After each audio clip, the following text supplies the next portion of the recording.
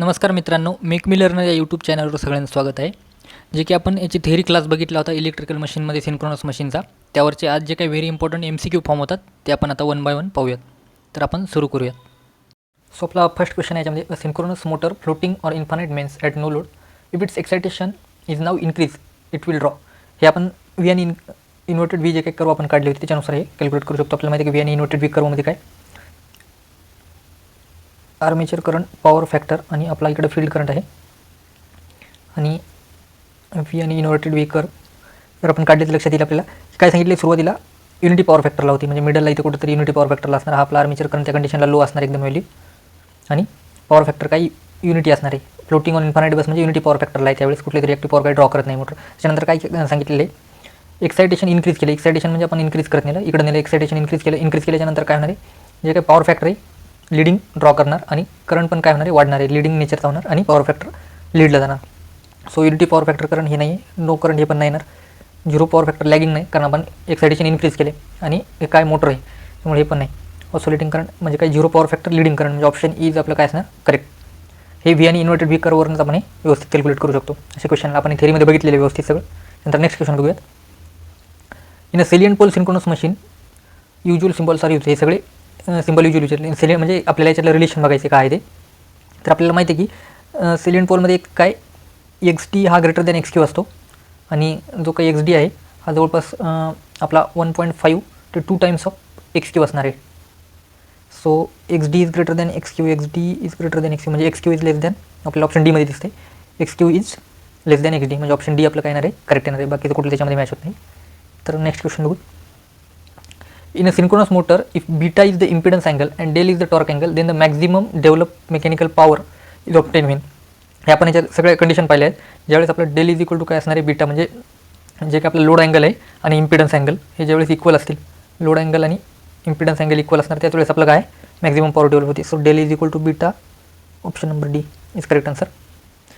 The next question बघू.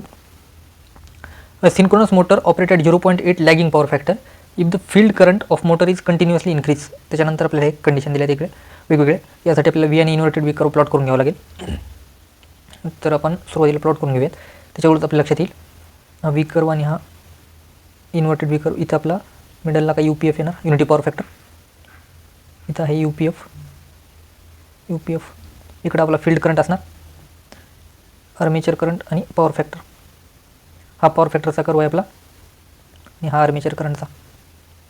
सुरुवातीला काय 0.8 लॅगिंग पॉवर फॅक्टरला सांगितले. 0.8 लॅगिंग पॉवर फॅक्टर म्हणजे लॅगिंग कुठं इकडं असणार, या साईडला लॅग, या साईडला लीड. 0.8 लॅगिंग म्हणजे आपण काहीतरी इथे युनिटी म्हणल्याच्यानंतर इथं पकडतो आपण काहीतरी 0.8 लॅगिंग होता सुरुवातीला. त्याच्यानंतर काय केले, if the field current of motor continuously increase. Field current काय केलं आपण इथून इन्क्रीज करत इकडे नेला 0.8 पासून. तर मग काय होणार आहे, जे काय आपला पॉवर फॅक्टर 0.8चा काय जाणार युनिटीला जाणार, आणि युनिटीपासून परत काय होणार डिक्रीज होत जाणार, जसं जसं आपण फील्ड करंट वाढवत नेऊ.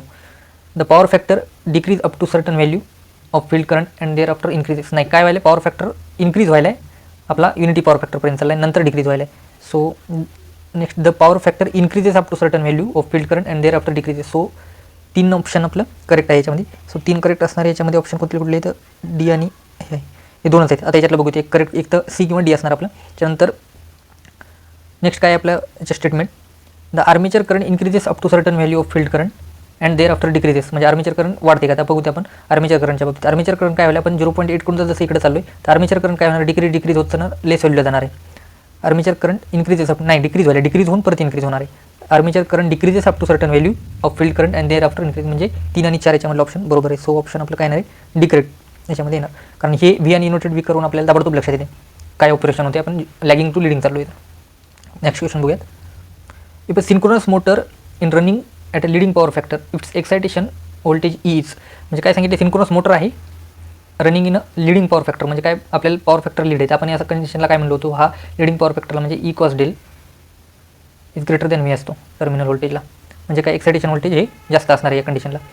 सो एक्सायटेशन व्होल्टेज ई बद्दल विचारले आपल्याला, equal to the terminal voltage हे नाही येणार, हायर दॅन टर्मिनल व्होल्टेज हां ही एक कंडिशन येते, बाकी हाफ लेस आणि इंडिपेंडंट हे पण येणार. So option B is correct, म्हणजे लिडिंग कंडिशनला काय जे आपलं एक्सायटेशन व्होल्टेज जास्त असणार टर्मिनल व्होल्टेजपेक्षा. त्यानंतर नेक्स्ट क्वेश्चन बघूयात.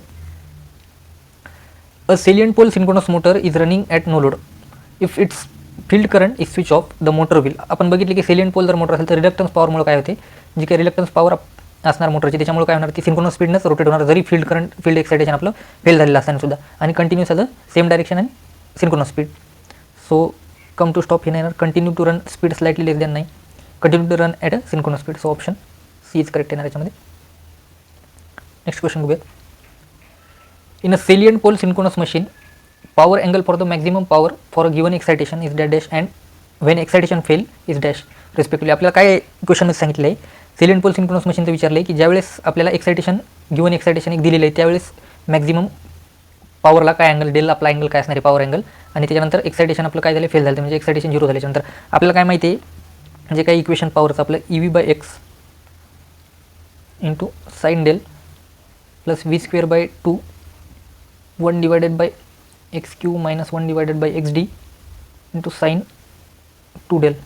तर आपल्याला या कंडिशनला काय माहिती आहे याच्यामध्ये, की जे काय आपलं एक्सायटेशन व्होल्टेज म्हणजे फेल नव्हता, आपण जर पाहिलं तर मॅक्झिमम पॉवर कधी येणार आहे, डेल इज इक्वल टू, आपण याची कंडिशन पाहिली होती, del is equal to less than काय 90 डिग्रीला, म्हणजे काय डेलची किंमत काय होणार आहे, लेस दॅन 90 येणार. कारण इथं जर बघितलं आपण 90 जर टाकलं, इथं टाकलं तर इथं नाही येणार, मग इथं काय 45 टाकावं लागणार, म्हणजे येणार त्या कंडिशनला येणार आहे. तर ह्या दोन्ही बी कंडिशन काय वेगवेगळ्या होतात, त्याच्यामुळे बऱ्याच वेळा काय कन्फ्युजन होते की इथं 90 डिग्री असणार आणि इथं 45 डिग्री असणार, असं नाही. लेस दॅन 90ला काय होणार आहे, आपली ज्यावेळेस एक्सायटेशन नॉर्मल आहे त्यावेळेस लेस दॅन 90ला मॅक्झिमम पॉवर असणार सेलियंट पोलची, आणि ज्यावेळेस एक्सायटेशन फेल म्हणजे इकडचा पार्ट 0 झाल्याच्यानंतर हा फक्त इकडचा पार्ट उरणार, या कंडिशनला काय 45 डिग्री अँगलला आपला काय येणार आहे, मॅक्झिमम पॉवर येणार आहे. कारण इथं साइन डेल 2 डेलची किंमत आपण काय करावं लागणार, 90 करावं लागणार, म्हणून इथे अँगल 45 येणार डेलचा. सेकंड कंडिशनला 45 असणार आहे, काय त्याच्यामध्ये हाय काय दोनच ऑप्शन आहेत, पण काय सांगितलं इथं काय सांगितलं इक्वल टू 90 नाही, इक्वल टू 90 डिग्रीला काय येणार नाही, कारण आपल्याला याच्यात पर्टिक्युलर आपण पाहिलं होतं सेलियंट पोल स्पेसिफिक कंडिशन नाही आहे कुठली की इक्वल टू 90ला येईल म्हणून. सो ऑप्शन हा तर करेक्ट येणार, लेस than 90 it is correct.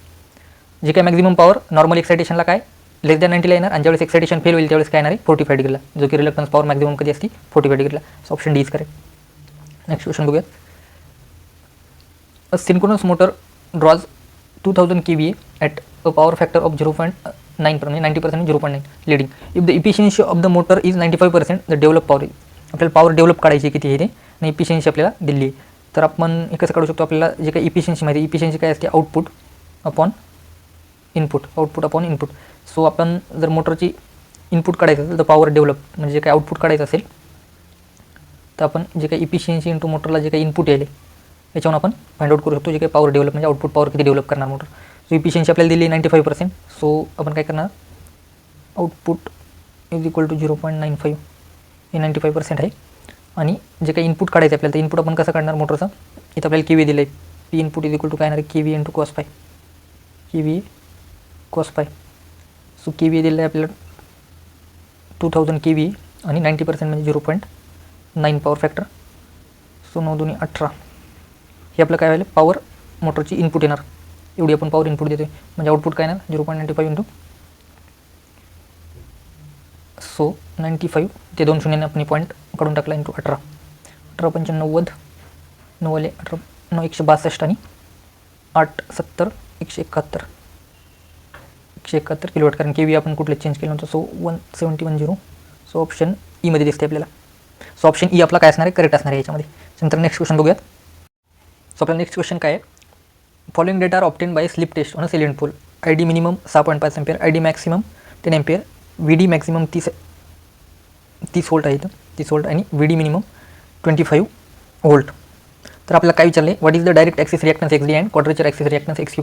So आपण XD कसा फाइंड आउट करतो, XD is equal to V max upon I minimum, आणि XQ कसा फाइंड आउट करतो आपण, XQ is equal to V minimum upon I max.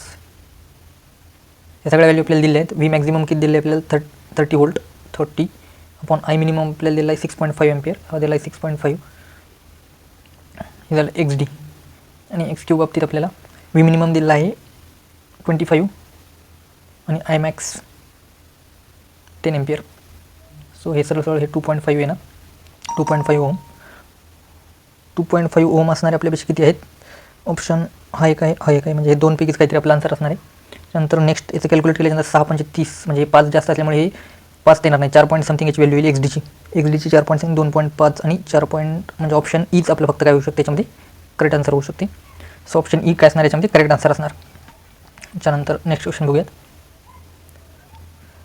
Number 10 question, an over excited synchronous motor connected across a 100 kVA inductive load having a 0.8 lagging power factor the motor takes off 10 kW input power while the idling at, म्हणजे काही no load सांगितलं idling म्हणजे if the motor is not carry any load the value of the KVA rating of the motor if it's desired to bring the overall power factor to the unities. आता आपल्याला overall power factor काय सांगितलं, युनिटीला करायचं आहे आणि जे काही condition दिले आहेत ते. तर आपल्याला काय माहिती आहे की ज्यावेळेस आपण पॉवर फॅक्टर करेक्शन करत असतो, तो पॉवर फॅक्टर करेक्शन करताना काय आपल्याला माहिती आहे की जी काही रिएक्टिव्ह पॉवर आपण मोटर डिलिव्हर करत असते तर ती काय P is equal to tan phi 1 minus tan phi 2. तर आता लक्षात घ्यायचं याच्यामध्ये आपल्याला काय काय दिलेलं आहे. तर मोटर 100 KVA दिली आहे इंडक्टिव्ह लोड आणि 0.8 पॉवर फॅक्टर. त्याच्यावरून आपण पीची व्हॅल्यू काढू शकतो, म्हणजे P इज इक्वल टू काय KVA इंटू जे काही ओव्हरऑल सिस्टीमचा ॲक्टिव्ह पॉवर कंझ्युम करायला आपण ते काढू शकतो याच्यावरून. तर ते किती 100 KVA आहे आपला, 100 इंटू 0.8 दिले आहे. सो 0.8 इथं टाकल्याच्यानंतर हे किती येणार आहे 80 kW जे काय मोटर पॉवर कंझ्युम म्हणजे जे काही सिस्टीम आहे त्याचा लोड कंझ्युम करणार आहे इथं ॲक्टिव्ह पॉवर. तर आता आपल्याला मोटर किती रिॲक्टिव्ह पॉवर डेव्हलप करायला पाहिजे की युनिटी पॉवर फॅक्टरपर्यंत न्यायला. तर लक्षात घ्यायचं आता पहिल्यांदा हे अँगल काढावं लागणार आहे आपल्याला फायचे. तर काय सांगितलेलं आहे 0.8 दिलं आहे पहिल्यांदा इनिशियल कॉस फाय, म्हणजे सुरुवातीचा कॉस फाय आपल्याला कॉस फाय 1 हे दिलेलं आहे 0.8 आणि नंतर काय सांगितलेलं आहे आपल्याला कॉस फाय काय करायचं आहे कॉस फाय 2 नंतर युनिटीला न्यायचं आहे म्हणजे 1ला न्यायचं आहे. त्याच्यावरून लक्षात घ्यायचं आपण आता tan phi काढायचं tan phi 1 tan phi 2. तर आपण डायरेक्टली याचे अँगल फाइंड आउट करून पुन्हा tan phi जे काय ऑड अँगल येतील, कारण आता कॉस फाय 1 जर काढला 0.8 म्हणजे कॉस इनवर्स ऑफ 0.8 जर इथं करायला गेलं तर हे 36 पॉईंट समथिंग व्हॅल्यू येणार याची. तर ती आपल्याला त्यांची व्हॅल्यू माहीत नाही. तर मग याला एक शॉर्ट ट्रिक आपण दुसरी कशी वापरू शकतो, कॉस फाय जर 0.8 असेल तर या कंडिशनला आपल्याला काय माहिती साइन फायची किंमत काय असणार आहे, साइन फाय या कंडिशनला साइन फाय 1 असणार 0.6, कारण कॉस फाय 0.8 असेल तर साइन फाय 0.6 असते. आणि त्याच्यानंतर कॉस फाय 2 ची किंमत काय दिली आहे 1 दिली आहे. सो साइन फाय 2 काय असणार या कंडिशनला साइन फाय 2 जर कॉस फाय युनिटी असेल तर म्हणजे काय इथं अँगल काय येणार 0 येणार, कॉस 0 1 येते नंतर. मग जर आपण साइन फायची किंमत इथं टाकली त्याच्यानंतर फाय 2ची 0 तर इथे काय येणार आहे व्हॅल्यू ही 0 येणार, कारण साइन 0 0 असणार, कॉस फाय 2 1 येणार साइन फाय 2 0 येणार. तर मग आपल्याला याच्यावरून काय माहिती की tan इज इक्वल टू काय असते tan theta is equal to sine by cos असणार. सो ह्या किंमत आपण इथं काय करू शकतो डायरेक्टली पुट करू शकतो. सो मग जो काय ओव्हरऑल क्यू डिलिव्हर येणार आहे क्यू इज इक्वल टू काय पीची किंमत आपण ऑलरेडी काढलेली आहे ती येणार 80. ठीक आहे. त्यानंतर tan phi 1 is equal to काय करणार आपण साइन फाय 1 आपण कॉस फाय 1 करणार इथं ती व्हॅल्यू टाकणार. साइन फाय 1 आपला किती आहे 0.6 आहे, कॉस फाय किती कॉस फाय 1 आपला 0.8 आहे, तर म्हणजे 0.6 आणि 0.8 आपण इथं व्हॅल्यू पुट करणार मायनस इथं काय करणार आपण tan phi 2 ची व्हॅल्यू आपण काय येणार 0 येणार आहे, कारण साइन फाय 2 ची व्हॅल्यू काय 0 आहे, इथं साइन 0 बाय सब एनिथिंग काय येणार 0 येणार. सो इकडची व्हॅल्यू 0 येणार. सो हे जे काही क्यू आपलं टोटल मोटरचं काय येणार आहे 80 इंटू 2000 भागिले 3/4 म्हणजे 4 दुनी 8 केल्याच्यानंतर 3 गुणिले 20 हे येणार आपलं 60 kVAR जी काही रिॲक्टिव्ह पॉवर मोटर प्रोव्हाइड करणार आहे ती आली आपली 60 आलेली आहे. तर आपल्याला काय विचारलं आहे the KVA rating of motor, आपल्याला फक्त आपल्याला हे विचारलं नाही की रिॲक्टिव्ह पॉवर किती प्रोव्हाइड करेल, आपल्याला KVA रेटिंग विचारली आहे मशीनची. आपण KVA रेटिंग कशी काढू शकतो, आपल्याला माहिती आहे की जे काही आपली KVA रेटिंग असते total S is equal to आपण देत असतो S is equal to P plus JQ. हे आपण अगोदर पण थेरी क्लासमध्ये म्हणलो, हा फॉर्म्युला इम्पॉर्टंट आहे. मग आपण याच्यावरून एसची व्हॅल्यू जी एस असणार आहे ती आपली KVA रेटिंग असणार आहे. तो एस इज इक्वल टू काय येणार आहे मग square root of P square active power square plus reactive power square यांना आपण काढू शकतो. सो आपल्या ॲक्टिव्ह पॉवर आता मोटरची माहिती का, आता ही इथं लक्षात घ्यायचं ही पी आपण ॲक्टिव्ह पॉवर काढलेली पण ओव्हरऑल लोडची आहे, पण मोटरनं किती ॲक्टिव्ह पॉवर त्यात कंझ्युम केली आणि दिली आहे सरळ the motor takes off 10 kW. So मोटरला आपण इथं सेपरेट कॅल्क्युलेशन करताना मोटरला घ्यायची आपण ती ओव्हरऑल सगळी नाही घ्यायची आपण इथे कॅल्क्युलेशनमध्ये. तर मोटरनं 10 kW दिली आपण मोटरची 10चा स्क्वेअर आपण सगळे व्हॅल्यू किलोवॅटमध्ये आहेत त्याच्यामुळे किलोवॅटमध्ये ठेवणार प्लस क्यू किती आले आपला इथं चालले आता 60 आलेलं आहे 60चा स्क्वेअर. आता याच्यात एक काय होते चूक, आपण असं क्यू काढल्यानंतर इथं लगेच 60 एक ऑप्शन आपल्याला दिसते पण दिलेलं, तर आपण लगेच क्लिक करतो पण तसं चेक करायचं तेच ऑप्शन आहे का, कारण इथं आपल्याला काय विचारले KVA रेटिंग विचारले त्याच्यामुळे आपण फायनली KVA रेटिंगच फाइंड आउट करायची मोटरची. सो काय येणार याची KVA रेटिंग फाइंड आउट करताना तर बघूयात आता हा 10चा वर्ग काय येणार 100, 60चा वर्ग 6 7 36 आणि 1 0 2 0 म्हणजे हे जवळपास किती 3700 येणार, म्हणजे वर्गमूळ 3700 स्क्वेअर रूट ऑफ 3700 म्हणजेच काय हे जवळपास 60च्या जवळपास व्हॅल्यू येणार आहे, 60पेक्षा थोडीशी जास्त असणार आहे. म्हणजेच काय 60पेक्षा काय असणार थोडीशी व्हॅल्यू जास्त असणार, थोडीशी जास्त असणार. तो 60पेक्षा थोडी जास्त असणारी त्याच्यामध्ये ऑप्शन काय तर आपल्याला ऑप्शन इथे येणार नाही, हे तर भरपूर जास्त आहे 60पेक्षा. सो ऑप्शन सीच आपल्याला एक असा दिसतो की जो 60पेक्षा थोडीशी स्लाइटली जास्त व्हॅल्यू येणार आहे, तर 60.8 KVA जे काय आपलं KVA रेटिंग येणार आहे मशीनचं. त्यानंतर नेक्स्ट क्वेश्चन बघूयात. The second harmonic component of the power P versus load angle del characteristics of a salient pole synchronous machine operating at terminal voltage V having D and Q axis reactance per phase of XD and XQ are respectively. तर हे काय नाही आपल्याला directly इथं reluctance power विचारले, तर आपल्याला माहिती आहे की रिलक्टन्स पॉवर आपण कशी देतो, reluctance power of salient pole synchronous मशीनची V²/2 1 divided by XQ minus 1 divided by XD into sine of 2 del, sine of 2 del हे ऑप्शन बघूयात आपण कुठे चेक करून. v²/2 तर पहिल्या ऑप्शनमध्ये v² नाही, त्याच्यामुळे इथे रॉंग होणार. पहिले v²/2 1/x³ आहे आपलं, 1/x³ minus xd into cos day, हे पण येणार नाही, कॉस डेल आहे. v²/2 1/xd minus x³ into sine del, ते लक्षात ठेवायचं. इथं क्वाड्रेचर ॲक्सिस पहिल्यांदा घेत असतो आपण, त्याच्यामुळे हे पण ऑप्शन काय येणार, चूक येणार. इथे xd आहे, तर आपण फास्टमध्ये कॅल्क्युलेट करताना कधी कधी असं ऑप्शन क्लिक करून लक्षात ठेवायचं व्यवस्थित आपण. परत त्याच्यानंतर इथं साइन 2 डेल नाही, तर हे पण ऑप्शन येणार नाही. सो आपलं काय ऑप्शन डीच फक्त राहिले, जे की करेक्ट आन्सर असणार आहे. सो हे आपण कसं फॉर्मणार, इथं डायरेक्टली काय केलं आहे, क्रॉस मल्टिप्लाय करून घेतले. v²/2 ॲज इट इज बाहेरच्या बाहेर आहे, xd मायनस हे क्रॉस मल्टिप्लाय केले फक्त असं, xd मायनस x³ आणि divided by x³ xd into हे sine 2 del as it is बाहेरचं बाहेर आहे. सो थोडासा फॉर्म्युला फक्त मॉडिफाय केलं, लक्षात घ्यायचं. थोडासा असं मॉडिफाय करून पण आपल्याला कधी कधी ऑप्शन दिसणार. तर नेक्स्ट क्वेश्चन बघूयात. मॅच द फॉलोइंग, आपल्याला मॅच करायचं याच्यामध्ये काय काय दिले आहेत. आपल्या अंडर एक्साइटेड सिंक्रोनस मोटर आहे, ओव्हर एक्साइटेड सिंक्रोनस मोटर आहे, सिलेंट पोल अल्टरनेटर आणि नॉन सिलेंट पोल अल्टरनेटर आहे. Source of reactive power, sink of reactive power, 20% reluctance power आणि रिलक्टन्स पॉवर इज 0. तर आपल्याला काय माहिती की रिलक्टन्स पॉवर 0 कोणत्या अल्टरनेटरमध्ये असते, जो की नॉन सिलेंट पोल, त्याला आपण सिलेंड्रिकल पोल पण म्हणतो. सो डीचं काय येणार, डायरेक्टली 4 आपल्याला याच्यावरच लक्षात येते. नंतर जी काही रिलक्टन्स पॉवर फक्त ती सिलेंट पोल अल्टरनेटरमध्ये असणार. सो हे काय येणार, 3 येणार, C3 येणार. म्हणजे याच्यावरून काय लक्षात आलं आपल्याला, C3 आहे, D4 आहे. C3 आणि D4 असणारी ऑप्शन हा एक आहे, हा एक आहे, C3 D4. त्याच्यानंतर काय, अंडर एक्साइटेड सिंक्रोनस मोटर, आपल्याला माहिती आहे की व्ही आणि इन्व्हर्टेड व्ही कर्वमध्ये आपल्याला लक्षात येतं ताबडतोब की जे काय अंडर एक्साइटेड आपण कंडिशन काय म्हणतो, या साईडला अंडर एक्साइटेडला काय होते, जी काय क्यू काय करते, ऑब्झर्व करते मोटर. सो अंडर एक्साइटेडला काय असणार आहे, sink of reactive power. Sink of reactive power म्हणजे ए काय असणार याच्यामध्ये, एची व्हॅल्यू 2 येणार आणि बी येणार 1. सो 2 1 3 4 2 1 3 4 2 1 3 4 ऑप्शन बीमध्ये आहे. सो ऑप्शन बी काय असणार आपलं, करेक्ट असणार. त्यानंतर नेक्स्ट क्वेश्चन बघूयात. A 3-phase synchronous motor has 12 pole and operate from 440 volt 50 hertz supply. If it takes a line current of 10 ampere at 0.8 power factor leading, it is speed and torque nearly. आपल्याला speed आणि torque दोन्ही पण विचारलेले आहे. आपण speed कशी काढतो, NS is equal to काय 120 F/P. तर याच्यामध्ये आपल्याला काय 120 इंटू फ्रिक्वेन्सी यांनी दिलेली आहे डायरेक्टली, जी की 50 हर्ट्ज आहे. 50 आपण नंबर ऑफ पोल्स 12 दिले आहेत. सो 12 12 कट 10 येणार, म्हणजे हे येणार 500. जी काही सिंक्रोनस स्पीड आहे आपली 500 RPM. तर 500 RPM असणार, याच्यामध्ये दोनच ऑप्शन आहेत. हा एक तर ए किंवा बी आपला आन्सर असू शकते. आता आपल्याला टॉर्क काढायचा आहे. याच्यामध्ये आपण टॉर्क कसा काढू शकतो, power is equal to T omega, हे आपलं एक इक्वेशन माहिती आहे. Power is equal to T omega, याच्यावर आपण काय करू शकतो, टी इज इक्वल टू जे काही पी डिवायडेड बाय ओमेगा, आणि ओमेगा इज इक्वल टू आपल्याला काय माहिती आहे याच्यामध्ये, omega is equal to 2π/NS/60 ही आपली ओमेगाची व्हॅल्यू आहे. त्या सगळ्या व्हॅल्यू पुट केल्याच्यानंतर आपल्याला काय टॉर्क भेटणार आहे. सो आपण टॉर्क आता काढून घेऊ. त्याच्या सुरुवातीला आपल्याला पॉवर काढावं लागणार आहे. पॉवर दिलेली नाही आहे याच्यामध्ये डायरेक्टली. तर पॉवर कशी काढणार आपण, पॉवरचं जे काय आपल्याला इक्वेशन माहिती आहे 3 फेजसाठी, √3 VI cos phi. सो याच्यामध्ये आपण काय करणार, √3 व्ही किती दिलेला आहे 440 करंट दिलेला आहे आपल्याला. याच्यामध्ये 100 एम्पियर, 100 इंटू cos phi दिलेला आहे 0.8 दिलेला आहे 0.8. हे सगळ्या व्हॅल्यू आपण काय केल्या याच्यात पुट केल्या. त्यानंतर आता याच्यातलं काय काय रिड्यूस करता या √3 ॲज इट इज राहू देऊया, नंतर कॅल्क्युलेशनला आपल्याला वापराईल. 440 हा इथला पॉईंट आणि हा कट करून टाकून आणि इंटू हे 800 हे डायरेक्टली व्हॅल्यू आपण पुट करून नंतर सॉल्व करूया त्याला.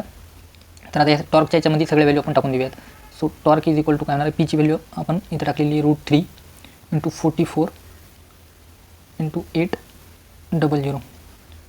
सो याच्यामध्ये उरलेले हे आता काय करू, ओमेगाची व्हॅल्यू इथे पुट करूया 2, पायची व्हॅल्यू आपण काय लिहू शकतो 22/10 आणि 7 लिहू शकतो, इंटू NS आपल्याला माहिती आहे किती आहे 500, आणि हा जो 60 होता डिवाइड बायमध्ये तो काय जाणार वर मल्टिप्लायमध्ये जाऊन ते डायरेक्टली वर लिहून टाकूत आपण, तो येणार वर 60 येणार. हा 0 कट करूयात.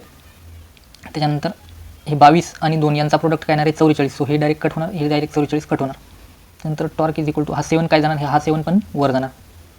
सो √3 इंटू 8 इंटू 60 इंटू हा 7 वर गेला 7 आणि होल हे डिवाइडेड बाय काय नाही खाली 5 राहिले आपल्या इथला, हा 5 राहिलेला. सो इथे येणार 12 60ला भाग घातल्याच्यानंतर. सो √3 इंटू 8 × 56 गुणिले 12. सो 12 × 72 7, 72 2 40 7, 12 × 60 आणि 60 7 672 गुणिले √3.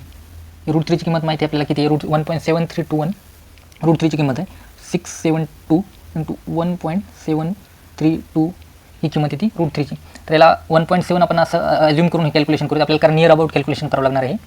सो 17 2 34 4 8 3 17 5 85 17 2 17 119 आणि 3 122 2 8 12 17 5 85 17 102 आणि 12, 102, 122, 124च्या जवळपास. सो एक स्थळानंतर म्हणजे 1242 जवळपास ही काय किंमत येणार आहे आपली? 1200च्या जवळपास किंमत येणार. तर 1200च्या जवळपास येणार याच्यामध्ये काय किंमत आहे आपली? तर ऑप्शन एमध्ये दिसते. बाकीची पुढची किंमत 2300च्या जवळपास जाते, तर तिथं येणारच नाही, कारण आपण अप्रॉक्सिमेट कॅल्क्युलेट केलेलं आहे सगळं. त्याच्यामुळे ही किंमत आपली किती 1165च्या जवळपास येऊ शकते. सो असे आपल्याला एक्झाममध्ये काहीतरी 1-2 तरी एक्झाम्पल असं दिसणार की आपल्याला नियर अबाउट कॅल्क्युलेशन करावं लागणार आहे त्याच्यामध्ये. नंतर नेक्स्ट क्वेश्चन बघूयात. Which of the following is not true? Which of the following is not true? आपल्याला ट्रू कुठलं नाही आहे याच्यामध्ये ते बघायचे. And EMF method only leakage reactance consider and voltage regulation is greater than the actual value, therefore this method is pessimistic method.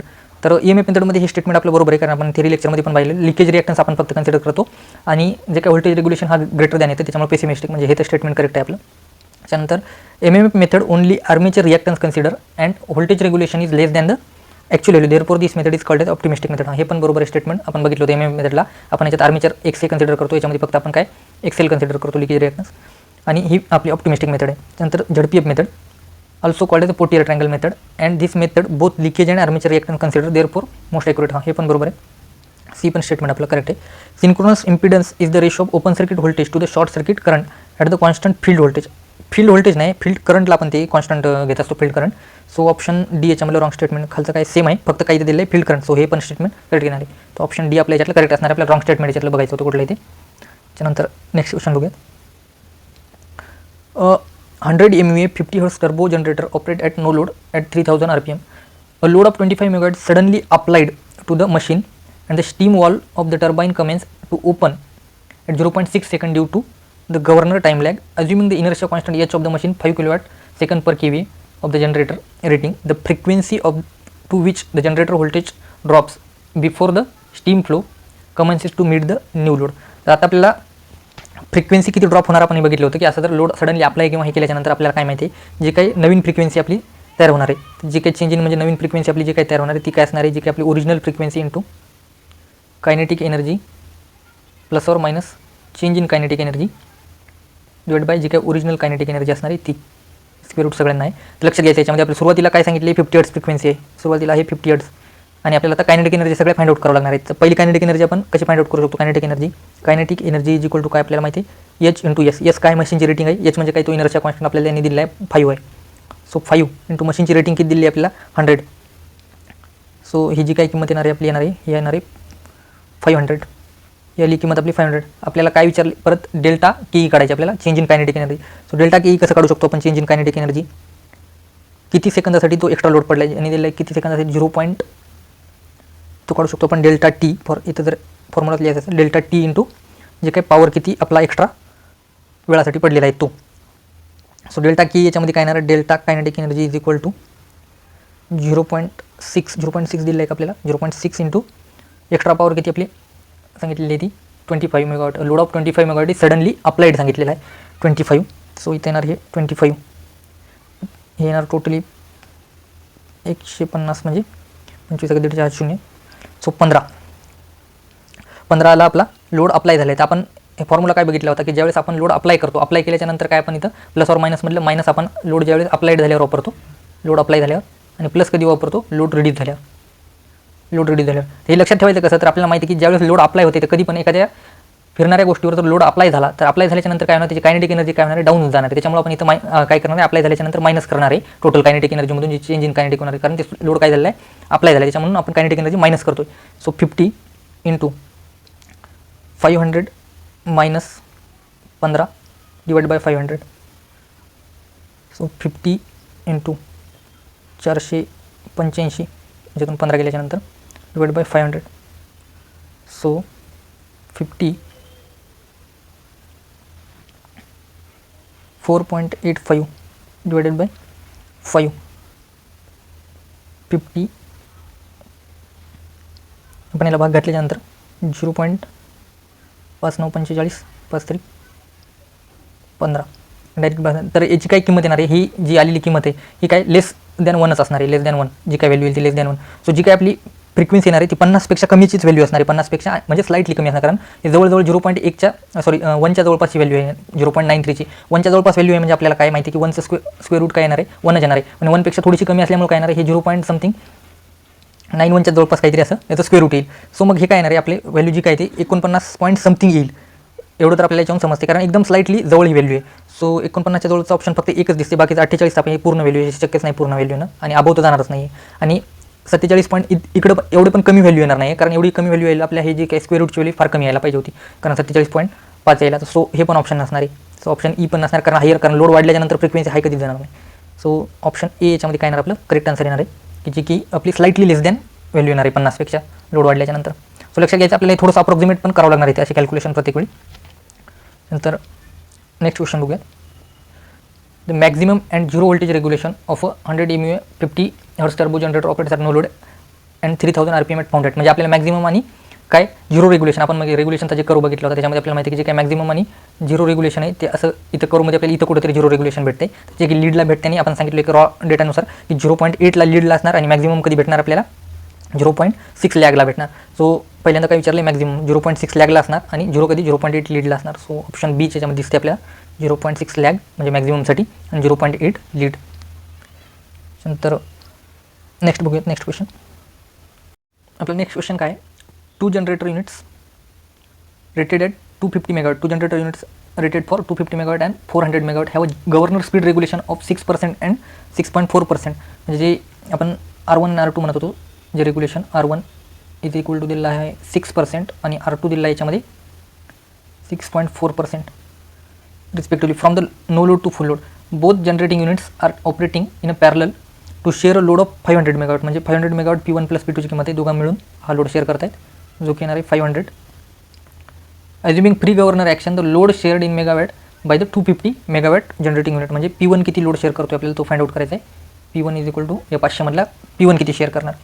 तर आपण याची काही जनरेटर हाऊसिंग डायग्राम म्हणलो होतो त्याच्यानुसार हे कॅल्क्युलेट करू शकतो. पहिल्याची किती 6% रुपिंग कॅरेक्टरिस्टिक दिली, तो 6 इथे येणार, हा काहीतरी इथे फ्रिक्वेन्सी लिहून एका सेट होणार आणि हा त्याची पॉवर जो काही तो P1 शेअर करणारा ते येणार. नेक्स्ट जास्त असणार ग्रुप तो खाली येणार, इथं कुठंतरी हा P2 काहीतरी पॉवर शेअर करणार आणि इथं काहीतरी ही F2 म्हणजे सेकंडची फ्रिक्वेन्सी येऊन स्टेबल होणार. तर ह्या फ्रिक्वेन्सी आपण कशा काढू शकतो, आता इथे दिले नाही, आपण नो लोड फ्रिक्वेन्सी एक अज्यूम करू जे की 50 हर्ट्ज आहे. 50 हर्ट्ज, त्या 50 हर्ट्जचं आपण काय म्हणणार 6% पहिल्यांदा काढणार. पहिल्यांदा 6% R1 रेग्युलेशन कॉन्स्टंट किती 6% दिला आहे, 6 पंच 30 म्हणजे 3 हर्ट्ज कमी होणार याच्यातून 50 हर्ट्जमधून. म्हणजे ती फ्रिक्वेन्सी सेट कितीला येणार तर याची 47ला येणार फ्रिक्वेन्सी. आपण कलर चेंज करून घ्या सोपं जाईल समजायला ते. नेक्स्ट काय होणार, ही फ्रिक्वेन्सी जी सेट झाली ती 50च्या 6.4% म्हणजे 50 इंटू 6.4 डिवाइड बाय 100. 50 2 हे 100 म्हणजे 3.2 हर्ट्ज एवढी काय होणार कमी होणार 50मधून 3.2 गेल्यावर 46.8. म्हणजे ही फ्रिक्वेन्सी जी काय खाली आलेली ही किती 46.8ला येणार आहे. म्हणजे ही काय युनिट 2ची असणार P2ची आणि ही जी काही 47 आहे ही P1ची असणार ड्रॉप झाल्याच्यानंतर. तर मग आता आपण याचा एक फॉर्म्युला हे केलेला होता. तर काय की जे काही सेट फ्रिक्वेन्सी Fला एका वर्क करतील, आपण इथं अजून करूयात की ही जी काही सेट फ्रिक्वेन्सी ती कन्सिडर करूयात. इथं काहीतरी एक फ्रिक्वेन्सी Fला दोघं पण ऑपरेट करणार. तर F इज इक्वल टू मग काय येणार आहे जे काही आपले no load frequency of unit 1 म्हणजे F no load of unit 1 minus F full load of unit 1 divide by P rated आणि टू P1 जे काय आपला हा जो शेअर करतोय तू कन्सिडर केली. त्याच्यानंतर सिमिलरली नो लोड युनिट 2ची no load unit 2 minus full load frequency of unit 2 आणि होल डिवाइड बाय काय याच्यात ह्या P2 P रेटेड म्हणजे जो दिलेला आहे त्यांनी 400 हा असणार इथं P रेटेड ऑफ 2 हा P2 रेटेड इंटू P2 हा काय जो काही लोड आपण शेअर करतो तो घेणार इथं. तर मग आता 1 बाय 1 सगळ्या व्हॅल्यू पुट करूयात. आता नो लोड फ्रिक्वेन्सी आपण 50 हर्ट्ज कन्सिडर केली. 50 हर्ट्जमधून काय करूयात 47 हर्ट्ज वजा करावं लागणार, कारण तो कितीवर आला आहे 47वर आला आहे फुल लोडला त्याच्या. तर म्हणजे 50 मायनस 47 इथं 3 येणार डिवाइड बाय P रेटेड आपल्याला त्याचे किती सांगितले 250 सांगितले रेटेड, तो आपण इथं टाकणार 250 इंटू P1 हा येणार इथं P1. सिमिलरली इथं पण काय करणार सेम आपण वजाबाकी करणार. 50मधून 46.8 गेल्याच्यानंतर किती येणार इथं 3.2 येणार आणि P2 रेटेड किती सांगितलं आहे त्याचा रेटेड टोटल 400 मेगावॅट आहे तो, आपण इथं 400 मेगावॅट टाकणार आणि हा P2 जो शेअर किती करतो ते माहीत नाही म्हणून आपण ॲज इट इज ठेवलं. तर आता याच्यावरून आपण काय P1 आणि P2चा दोघांचा रेशो काढून घेऊ शकतो, जे की आपला काय येणार आहे P1 बाय P2 हा रेशो आपण इथं फाइंड आउट करू शकतो. हा 0 कॅन्सल करून टाकू अगोदर. 5 5 25 इथं 5 येणार, 5 8 40 इथं 8 येणार, हे 8 9 वर भाग 15 8 चौक 32 म्हणजे 0.4 इथं डायरेक्ट येणार 0.4 येणार. So P1 by P2 is equal to काय येणार आहे फायनली 0.4 गुणिले 5 डिवायडेड बाय 3 5 चौक 20 म्हणजे 1 0 गेल्याच्यानंतर 2/3 ही कशाची आली आपली P1 बाय P2ची व्हॅल्यू आली. P1 बाय P2 2/3 आलं आपलं फायनली. आपल्याला काय माहिती P1 प्लस P2ची किंमत किती आहे 500 दिली आहे आणि आपल्याला फक्त काय काढायला सांगितले की P1ची किंमत काढायला सांगितली 250 मेगावॅटचा युनिट किती लोड शेअर करतोय. तर आपल्याला काय माहिती आहे याच्यावरून P1 plus P2 is equals to 500 आपल्याला दिलेलं आहे. त्याच्यावरून आपण काय या रेशोवरनं काय काढू शकतो, जे काढायचं सांगितले आपण ते फक्त युनिट इथं घेऊयात. म्हणजे आपण काय करू P1 काढायला सांगितले ते P2ला P1 मध्ये चेंज करून घेऊयात. सो P2ला कसं चेंज करून घेणार आपण, याच्यावरून काय आपल्याला लक्षात येते P2 is equals to 3P1 divided by 2. ते आपण इथं व्हॅल्यू टाकून घेऊयात. म्हणजे P1 plus 3P1 by 2 is equal to 500. 3/2 म्हणजे काय 1.5 P1 आणि P1 म्हणजे 2.5 काय येणार P1 इज इक्वल टू 500. हा पॉईंट काढू तिथे 1 0 वाढवून देऊयात. 25 2 50 म्हणजे P1ची किंमत आपल्याला सरळ किती भेटली 25 2 50 200 मेगावॅट. म्हणजे P1 जे काही लोड शेअर करणार आहे तो किती येणार आपल्याला, P1 जो काही लोड शेअर करतोय हा येणार आहे 200 मेगावॅट. म्हणजे P1 शेअर केलेला लोड काय ऑप्शन एमध्ये आहे 200 मेगावॅट. सिमिलरली आपण P2चा पण काढू शकतो. P1 प्लस P2 500 आहे तर P2 पण किती येणार इथं, P2 येणार 300. सो अशा वेळेनं जे काही आपल्याला लोड शेअर जर विचारलं तर आपण असं काढू शकतो. आणि फ्रिक्वेन्सी जर किती सेट व्हायली तर आपण लक्षात यायला याच्यामध्ये की जे काय ग्रुप कॅरेक्टरिस्टिक दिले त्याच्यानुसार ती काय फ्रिक्वेन्सी व्हेरी होते. त्यानंतर नेक्स्ट क्वेश्चन बघूयात. It is desirable to eliminate the fifth harmonic of voltage from a phase voltage of an alternator. The coil should be short pitch by an electrical angle. तर याच्यासाठी आपल्याला directly formula काय आपण ते cos अल्फाची म्हणून, तर याच्यात लक्षात घ्यायचं डायरेक्ट 180 डिग्री डिवाइड बाय जे हार्मोनिक एलिमेंट करायचं आहे ते आपण इथं टाकणार value is equal to 180 divided by fifth harmonic म्हणजे 5. 5 3 15 5 6 30 म्हणजे 36. आपल्याला काय ऑप्शन डी आन्सर असणार 36 डिग्री शॉर्ट पिच करावं लागणार आपल्याला अँगल. नेक्स्ट क्वेश्चन बघूया. In 20 kVA 50 Hz single phase alternator, a full load current of 200 ampere is produced on a short circuit with field excitation of 2 ampere. An EMF of 400 volt is generated for the same excitation during an open circuit.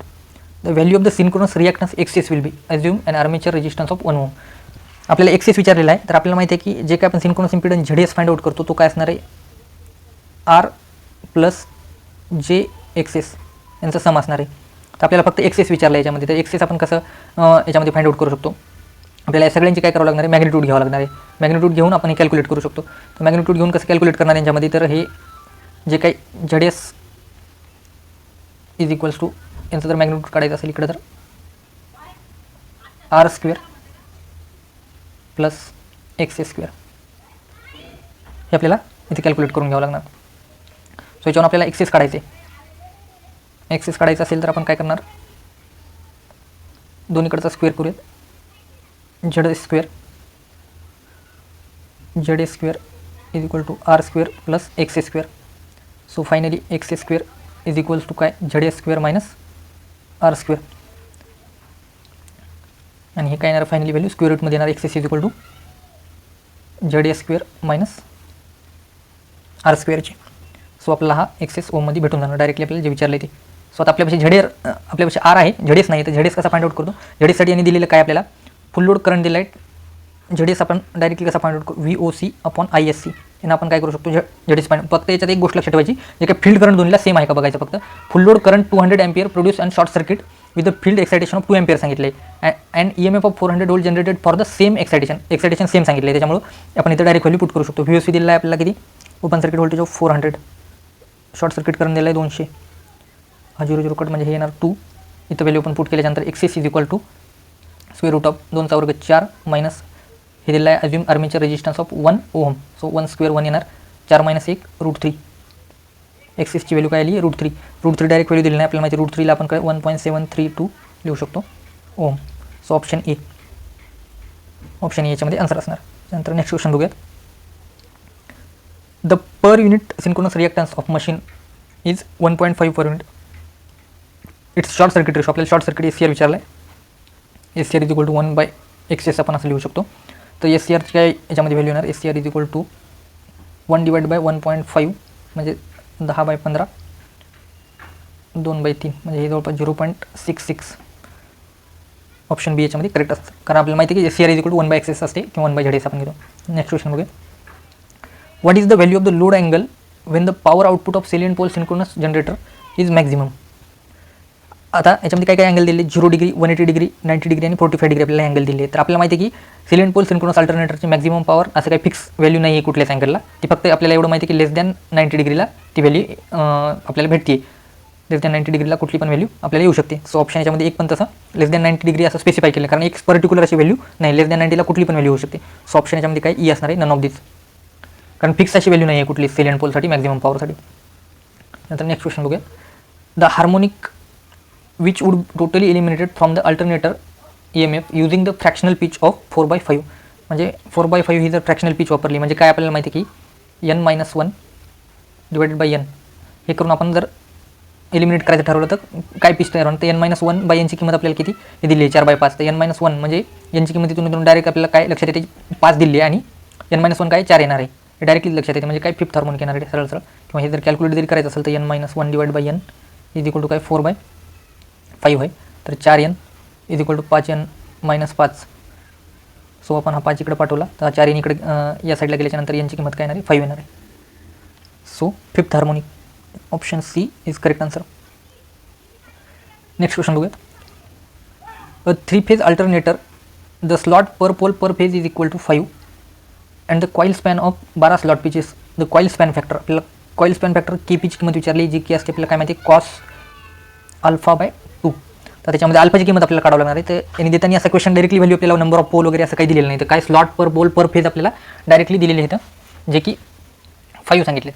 तर म्हणजे हे जे काही SPP आहे slot per pole per phase ही किंमत आपल्याला किती दिली आहे 5 दिली आहे. तर याच्यातून आपण काय स्लॉट पर पोल काढू शकतो. याला जर पर फेजनं मल्टिप्लाय केलं म्हणजे नंबर ऑफ जे काही फेज सांगितले 3 आहे, तर 3 मल्टिप्लाय केल्याच्यानंतर आपल्याला काय स्लॉट पर पोलच्या पण इथून व्हॅल्यू फाइंड आउट करू. म्हणजे काय येणार आहे, याला ही किंमत डायरेक्ट दिलेली आहे आपल्याला 5 दिलेली आहे. तर याला नंबर ऑफ फेजेसनं मल्टिप्लाय केल्याच्यानंतर हा P1 निघून जाणार. म्हणजे काय आपण स्लॉट पर पोलची किंमत काय येणार याच्यामध्ये 5 × 3 5 × 15 म्हणजे स्लॉट पर पोल. कारण slot per pole per phase जे होते त्याच्यामध्ये आपण काय केलं 3 मल्टिप्लाय केलं, नंबर ऑफ फेजेसनं मल्टिप्लाय केल्याच्यानंतर जे काय पर फेज फॅक्टर आहे तो निघून जाणार. म्हणजे स्लॉट पर पोल काय येणार आहे डायरेक्टली आपली 15 आली. आता S/P ची किंमत आपली किती आलेली आहे, ही आलेली आहे 15. ही टोटल व्हॅल्यू आपली 15 आलेली आहे. ठीक आहे. त्याच्यानंतर काय सांगितले the coil span is 12 slot pitches सांगितले आहे. कॉईल स्पॅन काय सांगितलं टोटल 12 स्लॉट पिचेस. तर म्हणजे आपल्याला तर जी काही गॅमाची किंमत माहिती आहे per slot, angle of per slot आपण कसं करतो P number of poles into 180 degree divided by number of slot घेतो. आता आपल्याला पीची तर व्हॅल्यू माहीत नाही, पण आपण S/P ची व्हॅल्यू माहिती. तर या पीला आपण काय याच्या डिनोमिनेटरमध्ये टाकून आपण जसं पाहिजे तसं मॉडिफाय करू शकतो. So gamma is equal to काय येणार इथं 180 degree S divided by P. कारण हा P फायनली कुठं वरच जाणार आहे जर आपल्याला म्हणजे फायनली हे जर इक्वेशन फॉर्म करायचं असेल तर. मग कारण आपल्याला S/P ची किंमत आपल्यापेक्षा ऑलरेडी आहे जी की 15 आहे. सो गॅमा किती येणार 180 डिग्री डिवाइड बाय 15. S/P ची व्हॅल्यू आपण इथे पुट केली आहे. सो 15 × 15 3 × 15 दोन्ही 30 म्हणजे 12 आली. म्हणजे प्रत्येक स्लॉटचा अँगल किती येणार आहे 12 डिग्री येणार आहे. प्रत्येक स्लॉटचा अँगल 12 आणि टोटल कॉईल स्पॅन किती सांगितलेलं आहे आपल्याला 12 स्लॉट सांगितलं आहे. सो टोटल मग याच्यामध्ये बीटाची किंमत काय येणार आहे आपली कॉईल स्पॅन म्हणजे E slot angle into number of slot आपण किती ते घेणार. So 12 × 12 degree. सो येणार 12चा वर्ग काय 144 म्हणजे टोटल 144 डिग्री आपली 144 येणार 140 लिहिली सॉरी 144 येणार आहे 144 डिग्री. सो 144 आलं तर आपल्याला माहिती आहे की काय अल्फा प्लस बीटाची किंमत काय तर alpha plus beta is equal to 180 degree आहे. त्याच्यामध्ये आपल्याला बीटाची ऑलरेडी किंमत 144 मिळाली. अल्फा इज इक्वल टू काय 180 मायनस 144 डिग्री. सो अल्फाची किंमत आली 36 डिग्री. अल्फाची किंमत आलेली आपल्याला 36 डिग्री. तो आता ही आपण किंमत काय करूया जे काय आपला फॉर्म्युलामध्ये त्याच्यामध्ये टाकूया कॉस α/2 म्हणजेच काय कॉस 36 डिवाइड बाय 2 म्हणजे काय 18 कॉस 18 डिग्री. कॉस 18 डिग्री आपलं काय असणार आहे फायनली आन्सर असणार आहे कॉस 18 डिग्री. सो कॉस 18 हा तर नाही कॉस 18 डिग्री आपलं finally option number C answer असणार. तर लक्षात घ्यायचं कधी कधी असं थोडंसं क्वेश्चन ट्विक करून पण देऊ शकतात. तर आपल्याला थोडा क्वेश्चन मॉडिफाय करता आला पाहिजे म्हणजे जसं आन्सर काढायचं आपल्याला त्यावेळेला. तर नेक्स्ट क्वेश्चन बघूयात. A star connected 400 volt 50 Hz 4-pole synchronous machine gave the following open circuit and short circuit test result. Open circuit test VOC 400 RMS line to line and field current of 2.5 ampere. ज्यावेळेस आपण काय केलं VOC काढलाय VOC किती दिलं आपल्याला 400 line to line value दिली लक्षात घ्यायचं याच्यामध्ये लाईन टू लाईन व्हॅल्यू. आणि त्यावेळेस IF किती सांगितलं आहे IF सांगितलं आहे त्या कंडिशनला आपल्याला 2.5 एम्पियर सांगितलं आहे. त्यानंतर शॉर्ट सर्किट टेस्ट ISC आपल्याला दिलेला आहे 10 एम्पियर आणि ही फेज व्हॅल्यू लक्षात घ्यायची ही फेज व्हॅल्यू आहे फेज व्हॅल्यू दिली आहे. आणि फील्ड करंट त्या कंडिशनला IF किती सांगितलं आहे 1.5 एम्पियर हा 1.5 एम्पियर आहे. लक्षात घ्यायचं याच्यामध्ये फील्ड करंट दोन्ही कंडिशनला सेम नाही आहे. The per phase synchronous impedance of rated voltage आपल्याला काय करायचं आहे की पर फेज सिंक्रोनस काय करायचं आहे इम्पिडन्स काढायचं आहे. पण इथं आपल्याला काय दोन्ही कंडिशनला फील्ड करंट सेम दिलं नाही. तर आपण आता या कंडिशनला काय करावं लागणार आहे फील्ड करंट आपल्याला सेम करून घ्यावं लागणार आणि पर फेज विचारला इथं ही 400ची जी व्हॅल्यू आहे ही काय लाईन टू लाईन व्हॅल्यू लक्षात घ्यायचं. याला आपल्याला पहिल्यांदा फेजमध्ये आणून कॅल्क्युलेट करावं लागणार आहे फायनली. सो आपण काय करूयात, पहिल्यांदा एका सेम फील्ड करंट लावूयात, कारण आपल्याला काय माहिती आहे की जे काही शॉर्ट सर्किट करंट आहे ISC is directly proportional to the field current IF आहे. तर आपण त्यावेळी कॅल्क्युलेट करूयात. फॉर एक्झाम्पल आता ISC आहे 10 एम्पियर फॉर 1.5, ठीक आहे. तर 2.5 एम्पियर फील्ड करंट असताना ISC काय असणार आपल्याला माहीत नाही, तर ते कॅल्क्युलेट करून घेऊयात पहिल्यांदा. सो इथून काय करणार आपण, एक्सची व्हॅल्यू ती फाइंड आउट करूयात, जे की 10 × 2.5 डिवाइड बाय 1.5. 6 पॉईंट, हा पॉईंट कॅन्सल, 5 त्रिक 15, 5 5 25, म्हणजे हेच काय येणार 50/3. 50/3 जी काय व्हॅल्यू आलेली आहे हे काय असणार आपली शॉर्ट सर्किट करंटची व्हॅल्यू असणार आहे कधी, ज्यावेळेस 2.5 एम्पियर आपला फील्ड करंट असेल त्यावेळेस. कारण आपण काय केलं, या 400च्या कंडिशनला नेऊन ठेवला, ज्यावेळेस फील्ड करंट 2.5 असणार त्यावेळेस आपला शॉर्ट सर्किट करंट काय असणार, तो जी व्हॅल्यू 10पेक्षा जास्त आली. तर मग आपल्याला काय माहिती आहे की ZS आपण कसा काढतो, ZS is equal to VOC upon ISC. पण लक्षात घ्यायचं हे फेज व्हॅल्यू आहेत सगळ्या, कारण त्याच्यामध्ये स्टार कनेक्टेड अल्टरनेटर आहे, ही लाईन टू लाईन दिली. ते लाईन टू लाईन आपण काय करणार, ती व्हॅल्यू पहिल्यांदा फेजमध्ये कन्वर्ट करून घेणार. 400 डिवाइड बाय √3 ही झाली फेज व्हॅल्यू, आणि डिवाइड बाय आपला जो काय आलेला आहे 50/3 हा शॉर्ट सर्किट करंट इथे पुट करणार आपण. 0 0 कट 85 40 8, हा डिनोमिनेटर काय जाणार वर जाणार, 8 × 3 डिवाइडेड बाय √3. सो 8 हा √3 आणि याच्यातला एक आपण √3 कॅन्सल करून काय करू शकतो, फायनली √3 इथे लिहू शकतो. 8√3. 8√3ची किंमत आपण कसं लिहिणार, तर 8 × 1.732 हे आपण इथे लिहू शकतो. तर म्हणजे 17 × 8 कॅल्क्युलेट करायचं आपण. 17 5 5 17 की 102, 119, आणि म्हणजे हे येणार जवळपास 17 162च्या खाली येणार, म्हणजे 150च्या जवळपास, म्हणजे 13.8. याच्यामध्ये एकच ऑप्शन आपल्याला असं दिसते की जे क्लोज व्हॅल्यू आहे आपल्याला 13.87, किंवा यांना 8 डायरेक्ट मल्टिप्लाय केल्याच्यानंतर 8 2 16 6, चला 1 8 24 आणि 25 5, 56 आणि 2 58 8 5 8 1 8 5 13. सो 13.85. सो ऑप्शन बी आपल्या याच्यामध्ये काय असणार आहे ऑप्शन. असं फुल कॅल्क्युलेशन करत बसण्यापेक्षा काय कधी पण लक्षात ठेवायचं, जर क्लोज आपल्याला व्हॅल्यू लक्षात आली तर ते जर ऑप्शनमध्ये मॅच होत असेल तर लगेच काय करायचे आपण, क्लिक करायचे. त्यानंतर नेक्स्ट क्वेश्चन बघूयात, जो की आपला लास्ट क्वेश्चन आहे. 100 MVA synchronous generator operates at a full load at frequency of 50 Hz. The load is suddenly reduced to a 50 MW due to the time lag governor system. The steam valve begins to close after 0.4 second. The frequency at t is equal to 0.4 second is. आपल्याला frequency विचारली आणि H constant 4 MJ/mA आहे असं त्यांनी directly सांगितलेलं आहे. तर आता लक्षात घ्यायचं, आपण जसं अगोदर एक सेम याच्यामध्ये सॉल्व्ह केलेला आहे क्वेश्चन, हा तसाच क्वेश्चन आहे, फक्त इथं काय सांगितलं आहे अगोदरच्या याच्यामध्ये लोड काय झाला आपला रिड्यूस झाला आहे, त्याच्यामध्ये आपण लोड काय केला अप्लाय केला. तर आपला जो काही फॉर्म्युला तयार होते नवीन फ्रिक्वेन्सीचा, तो काय तयार होते, जी काही old frequency into kinetic energy plus or minus change in kinetic energy, आणि हे होल डिवाइड बाय आपली जी काही ओरिजिनल कायनेटिक एनर्जी होती ती घेतो. तर आपण कायनेटिक एनर्जी कशी काढणार, kinetic energy is equal to आपण काय H × S, आणि चेंज इन कायनेटिक एनर्जी आपण कसं काढणार, डेल्टा के याच्यामध्ये जो की चेंज इन टाईम झाला आहे, change in delta T into power जी काही अप्लाय किंवा रिड्यूस झाली आपण ती पुट करणार इथं. तर मग पहिल्यांदा आपण के काढून घेऊ, कायनेटिक एनर्जी किती येणार आहे आपली, H किती 4 दिलेला आहे आपल्याला, H कॉन्स्टंट, आणि सिस्टीम रेटिंग किती आहे 100 MVA 100. सो हे जवळपास येणार आपलं 400. नेक्स्ट काय आपला डेल्टा कायनेटिक एनर्जी आपण म्हणजे चेंज इन कायनेटिक एनर्जी काढून घेऊ. चेंज इन कायनेटिक एनर्जी 0.4 सेकंदचा टाईम दिला आहे, आणि लोड किती रिड्यूस झाला आहे 50 इंटू 50 मेगावॉट रिड्यूस झाला आहे. 5 चूक 20 म्हणजे 20. आपली फ्रिक्वेन्सी ओरिजिनल 50 सांगितलेली इथं, जे आपण इथं पुट करणार 50. आता प्लस किंवा मायनस काय वापरायचं याच्यामध्ये लक्षात घ्यायचं, लोड काय झाला आहे रिड्यूस झाला आहे. लोड रिड्यूस झाल्याच्या नंतर काय होणार आहे, कायनेटिक एनर्जी वाढणार, कारण आपल्याला माहिती आहे लोड कमी झाल्याच्या नंतर कुठली पण मशीन जास्त स्पीड न पडते, त्याच्यामुळे कायनेटिक एनर्जी वाढणार. सो इथं आपण काय घेणार आहे, प्लस घेणार आहे. सो म्हणजे K plus delta K divide by kinetic energy, म्हणजे काय आहे इथं लोड आपला काय झालेला आहे रिड्यूस झाला आहे. लोड रिड्यूस झाल्यामुळे आपण इथं हा प्लस साईन घेतले, लक्षात ठेवायचा. हा प्लस साईन कशामुळे, रिड्यूसमुळे घेतला आहे. सो 50 इन कायनेटिक एनर्जी आपली पहिली काय 400 आणि 20 420 420 डिवाइड बाय 400, हा 0 0 कॅन्सल. सो 50 इंटू खाली 10 आणि 0 4 5 20. सो 50 इंटू हे जे काय येणार आहे square root of finally 50 into square root of 1.05 येणार आहे. तर लक्षात घ्यायचं, ही जी याची किंमत आहे ते 1पेक्षा काय येणार आहे, जास्तच येणार आहे, थोडीशी तरी पॉईंटमध्ये 1पेक्षा जास्त येणार आहे. तर जे काय आपलं आन्सर येणार आहे ते 50पेक्षा थोडंसं जास्त असणार आहे. लक्षात घ्यायचे 50 तर येणार नाही, कारण ही व्हॅल्यू आपली 50पेक्षा जास्त येणार आहे, याची स्क्वेअर रूटची व्हॅल्यू 1पेक्षा जास्त असल्यामुळे. त्याच्यामुळे जे काही लोडचे व्हॅल्यू आहेत कधी पण लक्षात ठेवायचं, लोड काय झालं आहे आपल्या रिड्यूस झाल्याच्या नंतर काय होणार, फ्रिक्वेन्सी वाढणार आहे. लक्षात घ्यायचं, जे काही कमी फ्रिक्वेन्सीचं ऑप्शन आपल्याला नसणार ते एलिमिनेट करतो आपण. सी आणि डीचं ऑप्शन आपल्याला कधीच नसणार आहे आणि 50 हर्ट्ज पण नसणार, कारण आता काय झालं, लोड रिड्यूस झाल्याच्या नंतर फ्रिक्वेन्सी थोडीशी स्लाइटली अप जाणार आहे. लक्षात घ्यायचे. तर 52 हर्ट्ज उत्तर येणार का आपलं, मग दोन ऑप्शन आपल्यापेक्षा उरतात की जे अबोवचे आहेत 50च्या, एक तर 51.23 आणि दुसरा आहे 52 हर्ट्ज. तर लक्षात घ्यायचं 52 हर्ट्ज तर शक्यच नाही ना कधीच, कारण ही याची किंमत आपली काय 52 आणायला ही किंमत थोडी जास्त पाहिजे होती, तर ही स्लाइटली फक्त 50च्या वर येणार आहे, जे की आपलं काय असू शकते आन्सर याचं 51.23. So option A is correct answer असणार. लक्षात घ्यायचे असे थोडेफार आपल्याला क्वेश्चन जे भेटतील की जिथे आपल्याला कॅल्क्युलेशन करावंच लागणार आहे असं अप्रॉक्सिमेट घेऊन, आणि जे आन्सर आपलं तिथे लक्षात ठेवायचं ऑप्शन पण असे असतात की जे क्लोजली मॅच होतील आपल्याला असे दिलेले असतात. एकदम असे क्लोज ऑप्शन देत नाहीत की जे दोन ऑप्शनमध्ये आपण भरपूर कन्फ्यूज होईल अशा टाईपच्या क्वेश्चनमध्ये. सो लक्षात घ्यायचं थोडंसं अप्रॉक्सिमेट कॅल्क्युलेशन करताना क्लोज ऑप्शन जे असतील ते आपण राईट करायचे. हे झाले आपले क्वेश्चन. याच्यानंतर आपण पुढचा मशीनचा टॉपिक बघूया. थँक्यू.